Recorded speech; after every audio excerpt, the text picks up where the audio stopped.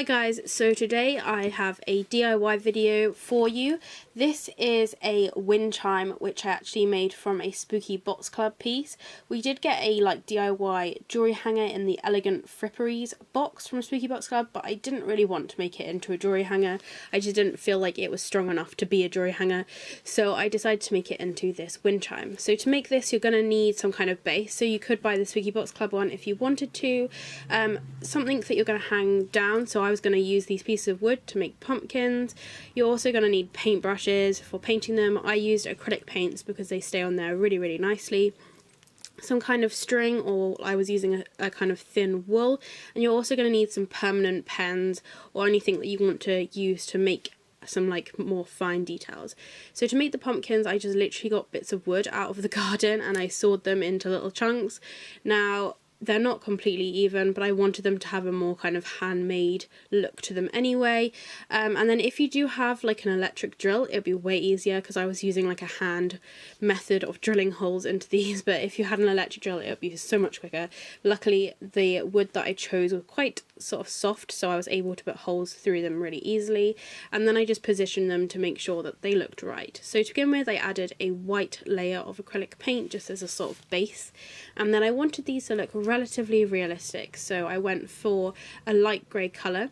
I then added some kind of variation of greys. I was just literally mixing the white and the black acrylic paint together, and it was making lighter and darker greys, and by kind of making it a bit blotchy I felt like it gave it a more realistic look. I then wanted to add a bit of moss on there, and quite conveniently I had some green paint which was called moss green, so I just kind of dabbled this around the gravestones and then I put it at the bottom just to make the grass. I then went over this with a lighter colour green, and finally I then got a very kind of hard paintbrush and just pushed it up in line so it kind of looked like strands of grass. Now while that was drying I went and got my little pumpkins and I gave them a base layer of orange. I decided just to paint the front of these because I still wanted you to be able to see that these are kind of slices of wood. I then went in with a darker orange and gave them a little bit more detail just because I felt like it would make it a little bit more realistic with a variation of different oranges. I then left these to dry. Now the thing with acrylic paint is it is so quick to dry, and also when it dries it doesn't come off, so I just waited for the first layer to dry and checked to make sure I didn't need to put any other layers. I did add a little bit more to the pumpkins, and then once that was dry I went in with the Sharpie. So I wanted these to have pretty kind of classic pumpkin faces to them, so I was originally going to put all the faces as exactly the same, but I kind of went against this because I thought I want all of these pumpkins to have sort of different personalities and facial expressions. To make the ridges in the pumpkins I used a brown Sharpie, whereas the faces are done with a black Sharpie, and I felt like it kind of gave it a more realistic look rather than the kind of harsh black. Now the bigger pumpkin was still drying, so I went on to the gravestones.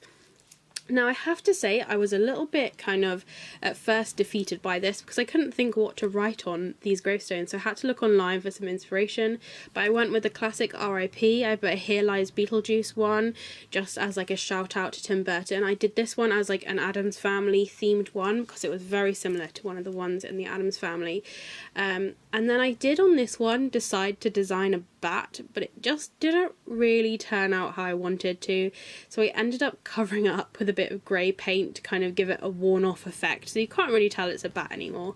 I then for the grass decided to add a little bit more detail, so I just drew on the grass with a Sharpie. So for the big pumpkin I wanted it to be really bold and obvious that this is a jack-o'-lantern, so I gave it a very sort of dark facial expression. Again, I just left these to dry just to make sure any added paint was completely hardened before I went in and started assembling this wind chime. So I was actually using a relatively thin wool, because I wanted the string to be like strong enough to hold up. And then I threaded the wool through a needle, and this meant I could really easily poke it through the holes of the little pumpkins. Now if I had used an electric drill, the holes would have been a lot cleaner and they probably would have been a lot more straight, so you may not even have needed to use a needle, but just due to the equipment that I had to hand, I just decided to use a needle. Now I threaded these all on one piece of string just because it meant that I had them already threaded, and it meant I didn't have to keep threading them all through individually. So I then cut the length through and threaded it through the hole. I started in the middle because I wanted it to be very kind of even in weight, and then with the excess kind of tying off string, I took a little bit of tape. This is actually like a fabric washi tape, and I just stuck it down at the back so that there was no kind of flying away bits and that it stayed sort of central. I then went in with a smaller pumpkin, and again using a needle, I threaded the needle, threaded it through the hole, and then put it in the correct position, making sure that it was the right height, because I felt like with these pumpkins I wanted them to be varying heights rather than in a straight line. Again, I took some tape and just put it on the back just to make sure that there was no kind of fly away cut off end bits to the wool. When I threaded on the next one, again, although I didn't want them to be in a line, I wanted them to be relatively symmetrical, so I kind of made sure that they were a similar height. Now with the faces as well, a couple of the faces I did add some like white teeth using white acrylic paint, so with those ones, again, I wanted them to be both in like the central part of the two, like in the middle of the two other smaller pumpkins. So once these are all threaded, I just needed to thread the string at the top. Now I did do this double thickness just because I felt like I wanted it to be really strong, so I just tied a knot at the end and threaded it through the other side, cut the needle off where the needle was joined, and then tied another knot, and then I had double the thickness just because I wanted to make sure it was really thick. So once this was done, I literally just hung it on my pin board just to make sure it was exactly how I had hoped it to look, which it was. It was all kind of hung evenly. By putting the larger one in the middle, it meant that it didn't go lopsided or anything, and I just like generally like the look of it. I think it gave it a very kind of pumpkin patch feel just because these pumpkins are kind of dotted around at different heights.